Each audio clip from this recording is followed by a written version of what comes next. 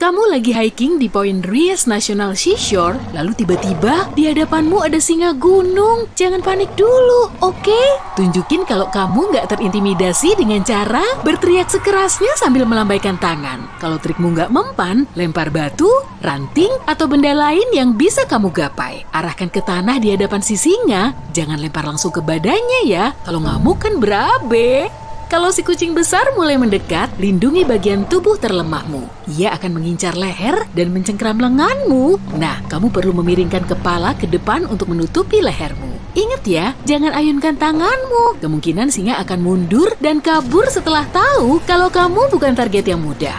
Oke, kamu lagi ada di Yellowstone. Tepat di hadapanmu, kamu melihat beruang grizzly lagi minum air sungai. Jarak amannya sejauh 60 meter. Si grizzly akhirnya melihatmu. Sambil berdiri dengan kedua kaki belakangnya, ia melihat ke arahmu. Tingginya hampir sama dengan pemain bola basket rata-rata. Dan bobotnya hampir 360 kg. Jelaslah, kamu bukan lawan selevelnya. Tetap diam di tempat aja deh, penglihatan grizzly sangat buruk, jadi kemungkinan ia nggak akan melihatmu.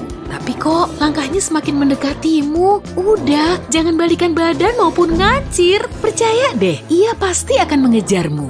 Usahakan agar kamu terlihat mengintimidasi. Lambaikan tangan dan agak lebarkan kakimu. Keluarkan suaramu, dengan begini ia akan tahu kalau kamu bukan mangsa yang lemah. Coba juga bikin suara berisik dari logam. Kalau kamu membawa makanan, jangan lempar ke beruang. Taruh aja di atas tanah, kemudian ambil langkah mundur secara perlahan. Kalau ia mengejarmu, kamu cuma bisa jatuh ke tanah dan pura-pura mati. Beruang bukan pemakan bangkai. Jadi, kalau kamu kelihatan gak hidup, ia cuma akan mengendusmu, kemudian pergi. Kamu sudah menyelami Laut Florida. Awas, lindungi dirimu dari hiu putih besar. Hiu sangat tertarik dengan benda mengkilap, jadi jangan pakai perhiasan bling-bling saat kamu berenang ya. Hindari juga berenang di malam hari, karena saat inilah hiu sedang berburu makanan. Gejolak air juga bisa membuat sang predator mendekatimu. Nah, kalau hiu mulai mendekatimu, ingat baik-baik satu aturan ini. Usahakan hadapi saja, tetap tenang sambil berenang ke pantai. Kalau hiu mengincarmu sebagai mangsa, coba takuti dengan meninju hidung, mata, atau insangnya. Wadaw, udah di Afrika aja nih. Kamu lagi ngumpet di balik lebatnya rumput sabana. Wah, ada singa. Gawat, ia melihatmu. Tatap terus matanya dan jangan berbalik badan maupun lari. Predator sepanjang 2,43 meter dan seberat 3 orang dewasa ini terus mendekatimu sengebut laju mobil di jalan tol. Tapi kemudian ia berhenti dan terus menatapmu. Singa sering berpura-pura menyerang hanya untuk menakuti lawannya. Nah, coba buat tubuhmu agar terlihat lebih mengintimidasi. Rentangkan tanganmu sambil berteriak lantang, si singa bisa aja pura-pura nyerang lagi. Dan kalau kamu cuma diam, ia akan tahu kalau lawannya kuat, kemudian berbalik badan. Singa betina jauh lebih berbahaya daripada yang jantan. Saat sedang mengasuh anak, gualaknya minta ampun, dan kamu nggak akan bisa kabur. Jeep safarimu membawamu ke tempat lain. Kawanan gajah sedang asik minum air, tingginya bisa sampai 3 meter dan beratnya 2 kali mobil SUV. Hewan jumbo ini juga bisa menggulingkan mobil cuma dengan gading kuatnya. Salah satu gajah itu terus saja mengamatimu sambil mengibaskan telinga besarnya. Ah, tipuan! Si gajah lagi nyoba biar kelihatan lebih mengintimidasi. Sebetulnya ia takut dan gak akan ngejar kamu. Coba deh, tunjukkan kalau kamu bukan ancaman. Jangan berisik dan melambaikan tangan. Mundur perlahan sampai kamu menjauhi wilayahnya. Kalau ia berlari ke arahmu sambil mengangkat telinga, berarti emang si gajah mau menyerang kamu beneran. Jangan panjat pohon, karena ia bisa menubruk pohon itu sampai kamu jatuh. Malahan bisa juga memiringkannya dengan belalai. Kamu perlu lari dengan arah zigzag. Gajah bertubuh bongsor, jadi ia akan kesulitan berganti arah secara cepat. Perlahan tapi pasti, kamu akan bisa menghindar. Tapi ingat ya, gajah bisa lari secepat 40 km per jam. Jadi kamu akan sulit lolos. Oke lah, pindah ke Sungai Nil. Sungai ini dihuni oleh buaya terbanyak di dunia. Kalau kamu berkemah di dekatnya, dirikan tendamu setidaknya 48 meter dari tepi sungai. Dengan begini, buaya nggak akan asal nyelonong ke tendamu saat malam hari. Tatap buaya lekat-lekat, ia bisa saja memanfaatkan momen ini untuk menyerangmu. Kecepatan tertingginya cuma 16 km per jam, tapi kalau di dalam air, ia bisa menyerang pada kecepatan 12 meter per detik. Jadi, mending selamatkan dirimu dengan menjauhi air sungai. Atau serang buaya pada titik terlemahnya, mata, ujung hidung, dan selaput di tenggorokan. Selaput ini menghalangi air masuk tenggorokan buaya. Saat menghindar dari buaya, hati-hati ya, jangan sampai berpapasan dengan salah satu hewan yang paling berbahaya ini, kuda Nil. Ukurannya bisa sebesar mobil kelas bisnis dan bobotnya bisa seberat 1 gajah besar. Kecepatan larinya juga sengebut kuda. Dijamin deh, kamu pasti kalah. Pokoknya jangan menakutinya. Kalau jarakmu jauh, tarik perhatiannya dengan suara keras. Trik ini bisa membuatnya menjauh. Selain itu, gunakan momen ini untuk mundur. Nah, kalau kuda Nil menguap, tandanya kamu sudah mengusik zona nyamannya. Mulutnya bisa terbuka sampai 180 derajat, gigitannya juga sekuat buaya. Jadi, kamu nggak bisa melawannya ataupun kabur. Sebaiknya manjat pohon aja atau lereng, kuda Nil akan kesulitan memanjat ke tempat yang tinggi. Dan kalau berhasil kabur, kamu termasuk salah satu dari segelintir orang yang selamat setelah berhadapan dengan kuda Nil. Di sabana juga ada banteng loh, tingginya bisa seukuran orang dewasa dan bobotnya seberat 1 ton. Beda dari singa dan gajah, banteng nggak suka basa-basi dalam menyerang. Kalau hewan ini berlari ke arahmu, sudah pasti ia sedang mengincarmu. Tanduk dan kepala kuatnya bisa membengkokkan lempeng logam. Banteng juga bisa menyulap mobil baru menjadi lembaran logam. Kamu nggak akan bisa mengalahkannya. Jadi kamu cuma perlu mencari pohon terdekat lalu berlari ke arahnya sebelum banteng itu menyerang. Saat kamu berpapasan dengan ular, diam di tempat aja. Ada banyak spesies ular dan kamu belum tentu tahu. Bisa aja ularnya berbisa atau malah bukan berbisa. Jadi sebisa mungkin hindari gigitannya. Mundur pelan-pelan aja dan kalau ular itu mengikutimu, hentikan langkahmu lalu hentakan kakimu. Getaran kuat di atas tanah akan membuatnya takut. Kalau ular menggigitmu, coba ingat-ingat ciri tubuhnya. Lebih mantap lagi kalau kamu juga memfotonya. Untuk menetralkan bisanya, kamu perlu diberi penawar bisa ular tersebut. Asik, kamu lagi dalam perjalanan ke Asia bagian timur laut nih. Saat melewati hutan lebat, kamu melihat tanah lapang. Sejumlah babi hutan terlihat sedang makan. Ada juga babi betina yang super protektif dengan anak-anaknya dan gerakannya sangat agresif. Waduh, ia melihatmu. Pertahankan dirimu ya. Kalau babi hutan mengeluarkan lengkingan keras, berarti ia bersiap untuk menyerangmu. Kamu perlu tetap tenang dan diam. Dengan begini, kemungkinan besar babi itu akan pergi. Tapi ia malah berlari ke arahmu. Nah, kamu punya beberapa opsi tindakan. A. Kamu bisa kabur. B. Menghadapinya langsung. Dan C. Manjat ke pohon terdekat. Opsi pertama, salah. Kecepatan lari babi hutan hampir sengebut Usain Bolt. Sambil mengejarmu, gading tajamnya juga siap siaga. Opsi kedua, diam di tempat. Juga salah. Tubuh babi hutan seberat sepeda motor dan sepanjang orang dewasa. Kamu akan tumbang saat diseruduk dengan kecepatan 40 km per jam. Jadi pilihan yang tepat yaitu manjat ke pohon terdekat. Kalau nggak ada pohon, kamu bisa manjat mobil atau batu tinggi. Posisimu harus lebih tinggi dari babi. Setelah tahu kalau kamu nggak bisa dijangkau, ia akan pergi begitu saja. Intinya sih jangan dekat-dekat, ngasih makan, atau memprovokasi babi hutan. Kulit pohon, daun, dan bahkan biji pohon ini beracun. Yang lebih parah lagi, biji-biji itu bisa meledak. Dan itu bukan pengalaman yang kamu inginkan saat jalan-jalan keliling Amerika tropis. Inilah pohon buah roda atau pohon kuku macan, raksasa setinggi 30 meter yang penuh duri berbentuk kerucut. Pohon ini kelihatan unik karena buahnya hampir mirip labu kecil, tapi jangan berani dekat-dekat dan menyentuhnya. Lihat saja dari jauh, begitu buah yang mirip labu itu retak, ia akan melepaskan biji-biji yang kesohor itu. Biji-biji ini bergerak 70 meter per detik, dan itu cukup untuk bikin kamu cedera. Tapi hey, pohon buah roda nggak sejahat itu kok. Ia cuma nggak mau ada kompetisi, dan karena itu berusaha begitu keras untuk melempar bijinya sejauh mungkin, sekitar 40 meter. Jadi, jangan halangi jalannya ya. Sebagian pohon begitu berbahaya hingga diberi tanda peringatan. Misalnya pohon Manchineal. Pohon ini kelihatan sangat polos dan buahnya mirip apel biasa. Tapi makan apel semacam ini bisa menjadi hal terakhir yang kamu lakukan di dunia. Wah, kayaknya serius. Menyentuh pohon ini juga nggak aman. Bahkan melihat pohonnya saja bisa bahaya. Serius. Dan orang bahkan nggak bisa membuangnya. Siapapun yang mencoba melakukan itu akan langsung dihukum. Coba kamu tebang pohon ini, ia akan balas dengan menyemburkan cairan membutakan langsung ke matamu.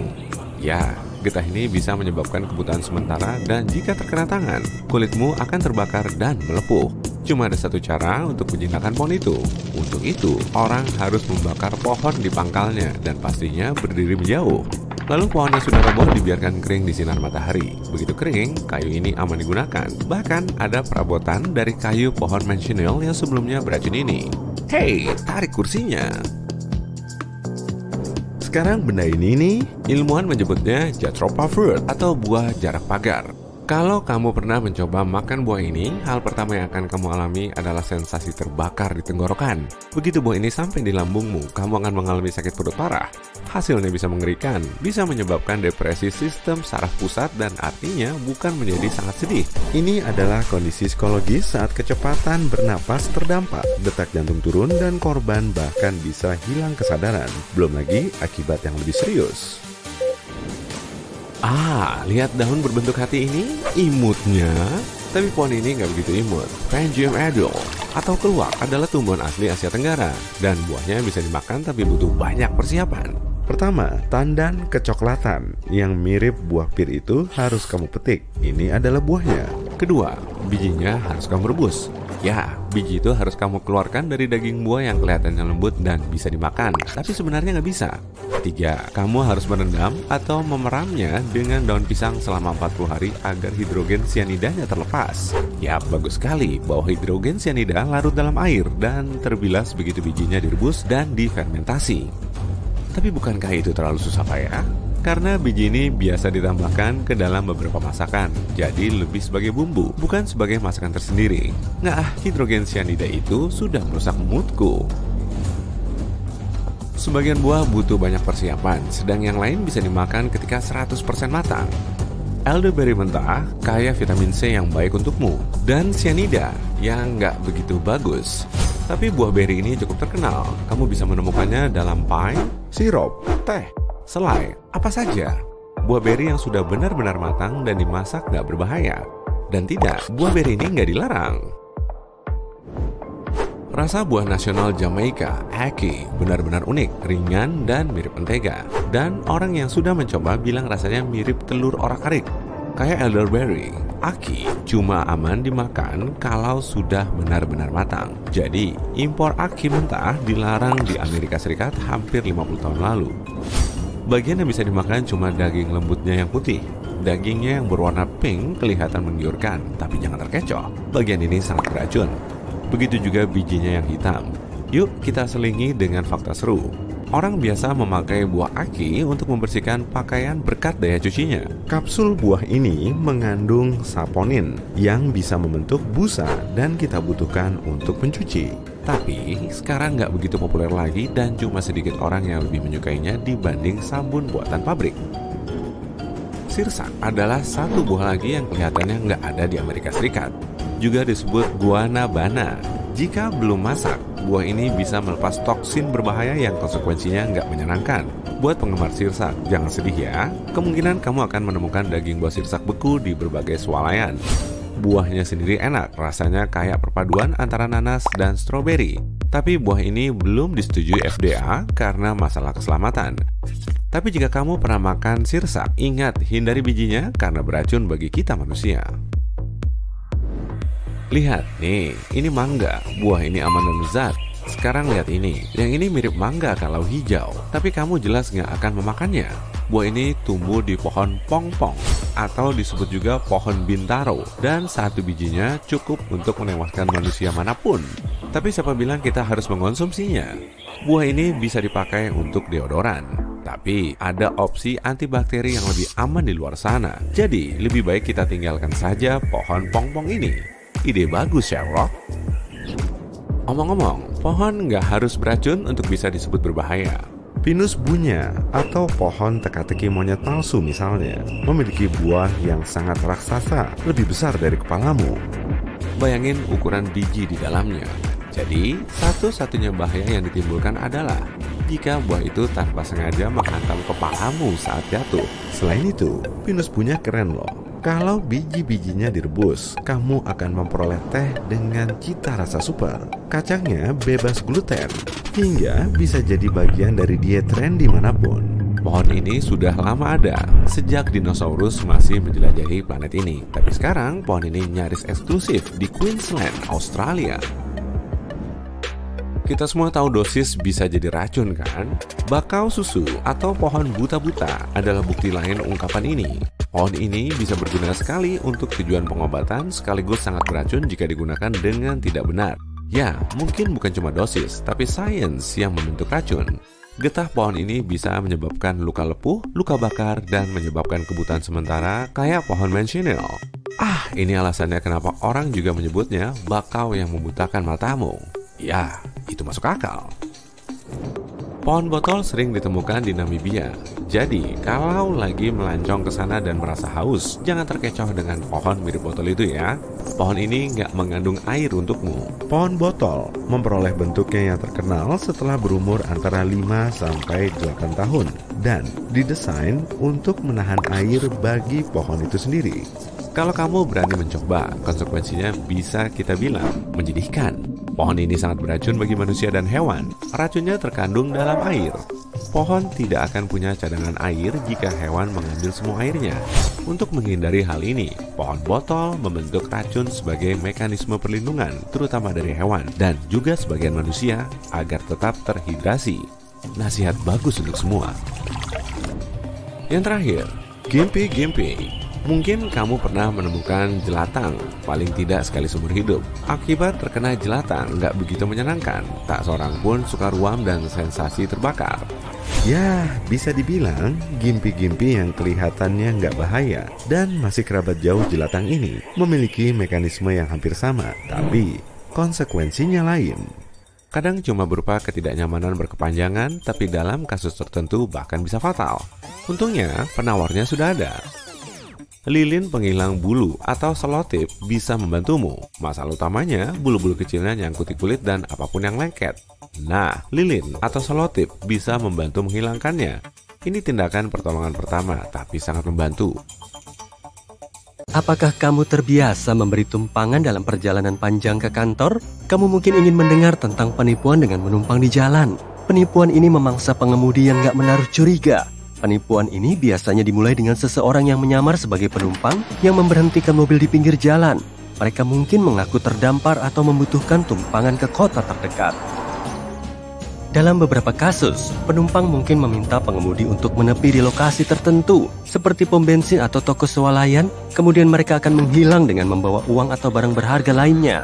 Penipuan ini juga bisa dilakukan secara berkelompok, di mana sekelompok orang akan memberhentikan sebuah mobil dan meminta tumpangan. Dan setelah mobil bergerak, mereka akan mengancam pengemudi dan mencuri uang, barang berharga, atau bahkan mobil itu sendiri. Penting untuk mewaspadai penipuan ini dan selalu berhati-hati saat memberi tumpangan. Sebaiknya hindari memberikan uang atau barang berharga lainnya kepada siapapun yang mengaku membutuhkan tumpangan. Dan jangan pernah menepi di lokasi yang gak aman atau asing. Penumpang gelap bukanlah satu-satunya alasan kamu bisa mendapat masalah di jalan. Sepotong keju bukanlah sesuatu yang kamu harapkan untuk ditemukan di mobilmu yang sedang diparkir, bukan? Ya, itu mungkin mengindikasikan sesuatu yang cukup berbahaya. Seorang wanita menceritakan pengalamannya secara online dan mengira itu hanyalah lelucon yang dilakukan oleh beberapa anak muda di lingkungannya. Dia memutuskan untuk menelepon seorang teman dan meminta bantuan untuk membersihkan mobilnya. Namun, ketika kedua wanita itu mulai membersihkan keju yang meleleh dari kaca depan mobilnya, mereka melihat sesuatu yang aneh di dekatnya. Dia ingat melihat sebuah mobil van putih datang. Di dalamnya ada sekelompok pria yang menatap mereka dengan curiga. Dia nggak sendirian, jadi dia merasa cukup aman untuk menyelesaikan pembersihan mobil. Meskipun mereka nggak merasa nyaman ditatap. Mereka butuh waktu hampir 1 jam untuk mengikis keju yang meleleh karena panas. Namun, dia bertanya-tanya, apakah ini taktik untuk merampok seseorang? Itu karena kebanyakan orang akan sangat fokus untuk membersihkan kekacauan di mobil mereka, dan perhatian mereka untuk mengawasi barang-barang yang mereka tinggalkan di dalam mobil, seperti tas, dompet, atau bahkan barang belanjaan terbaru akan teralihkan. Atau lebih buruk lagi, bagaimana kalau itu adalah strategi penculikan?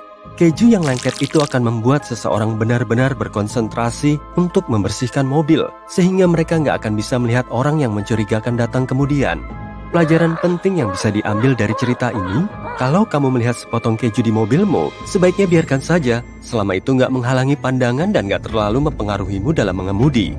Cara paling aman adalah dengan membersihkannya di rumah, atau bawa ke tempat pencucian mobil terdekat. Mereka pasti tahu cara terbaik untuk membersihkan kendaraan tanpa merusak cat. Tentu saja, penipuan sepotong keju di atas mobil mungkin hanya kebetulan, namun ada juga penipuan yang lebih masuk akal. Dan yang berikut ini adalah metode yang nggak biasa dalam hal mengambil mobil orang lain. Kalau kamu melihat kaos atau hoodie di kaca depan mobilmu, atau bahkan terselip di antara bilah penyeka kaca, jangan langsung mengambilnya. Sekali lagi, benda-benda tersebut bisa saja sengaja diletakkan di sana untuk mengalihkan perhatianmu saat mobilmu dibawa kabur. Pergilah secepat mungkin kalau kamu bisa, dan pergilah ke lokasi yang aman yang punya cukup penerangan dan dipenuhi banyak orang. Di sana kamu bisa mengambil benda apapun yang ada di mobilmu tanpa risiko apapun. Beberapa orang bahkan menemukan uang di bawah bilah penyeka kaca mobil mereka.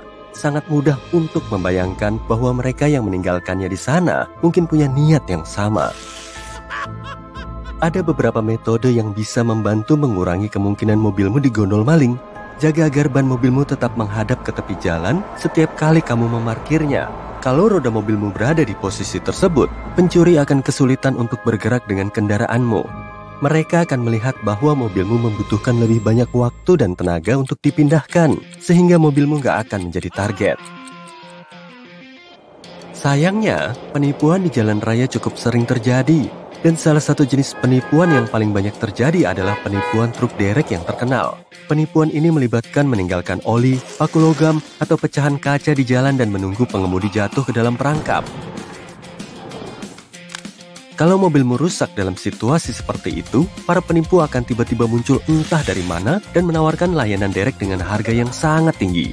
Mereka akan mencoba menekanmu untuk menggunakan layanan mereka karena seringnya mereka menempatkan jebakan ini di lokasi yang strategis. Mereka memastikan orang-orang terdampar di tempat yang punya jarak pandang rendah dan gak ada pom bensin yang terlihat di mana kamu bisa menilai kerusakan yang terjadi pada mobilmu. Dalam situasi di mana kamu nggak punya pilihan lain selain memberikan izin kepada mereka untuk menderek mobilmu, mereka juga akan mengambil keuntungan dari situasi tersebut dan membawanya ke bengkel yang nggak disetujui oleh perusahaan asuransi. Ini berarti kamu harus membayar lebih banyak uang untuk mendapatkan mobilmu kembali.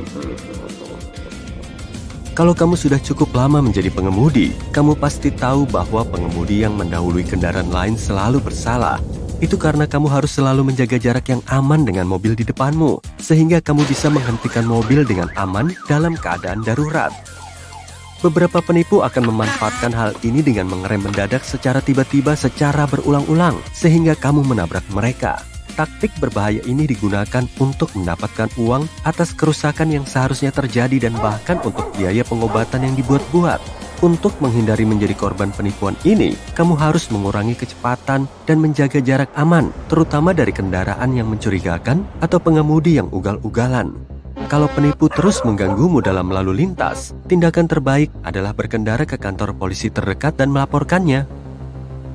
Bayangkan ini, kamu sedang mengemudi di jalan dan tiba-tiba seorang pengendara sepeda motor menarik perhatianmu dan dia menunjukkan rodamu berasap. Kamu segera menepi ke sisi jalan. Pengendara sepeda motor tersebut kemudian menawarkan untuk membantu dengan memanggil montir untuk memeriksa rodamu. Anehnya, montir tersebut datang dengan sangat cepat dan langsung menonaktifkan sistem pengereman sambil memeriksa penyebab asap tersebut. Dia kemudian memintamu untuk menguji rem, yang tentu saja nggak akan berfungsi karena dia sudah menonaktifkannya. Dengan berpura-pura membantu, dia menawarkan untuk memperbaiki rem untukmu, tapi akan mengenakan biaya yang sangat mahal untuk itu. Pesan moral dari cerita ini, tetaplah menggunakan montir atau perusahaan derek yang kamu percayai. Kamu nggak akan pernah tahu siapa yang akan kamu temui di jalan. Beberapa penipuan bahkan nggak seperti itu, hanya berupa legenda perkotaan. Banyak orang mengaku pernah melihat wrong way man di jalanan. Salah satu versi dari cerita ini menyebutkan seorang pria yang terjebak mengemudi di jalan satu arah ke arah yang berlawanan, menyebabkan kekacauan dan kebingungan saat pengemudi lain mencoba menghindarinya. Pria itu dikatakan gila dan berbahaya, dengan tatapan liar di matanya dan kecenderungan untuk mengemudi secara ugal-ugalan. Cerita lain bilang, dia bahkan nggak sedang mengemudi. Tapi begitu kamu melihat orang misterius ini di sisi jalan saat mengemudi pulang, kamu harus berbalik arah agar nggak kembali ke rumahmu setidaknya selama seminggu. Itu kalau kamu nggak ingin sesuatu yang buruk terjadi. Ada banyak sekali kisah nyaris celaka dan nyaris fatal dengan sosok misterius ini. Beberapa bahkan mengatakan mereka telah ditabrak oleh pria tersebut dan menderita luka serius sebagai akibatnya. Terlepas dari banyaknya penampakan dan cerita yang beredar, nggak ada bukti konkret yang menunjukkan bahwa Wrong Way Man benar-benar ada. Banyak ahli percaya legenda ini hanyalah sebuah kisah peringatan yang dimaksudkan untuk mengingatkan orang-orang agar selalu waspada terhadap lingkungan sekitar dan berkendara dengan aman. Namun, legenda ini tetap ada dan terus diwariskan dari generasi ke generasi, menjadikannya salah satu mitos perkotaan yang paling bertahan sepanjang masa.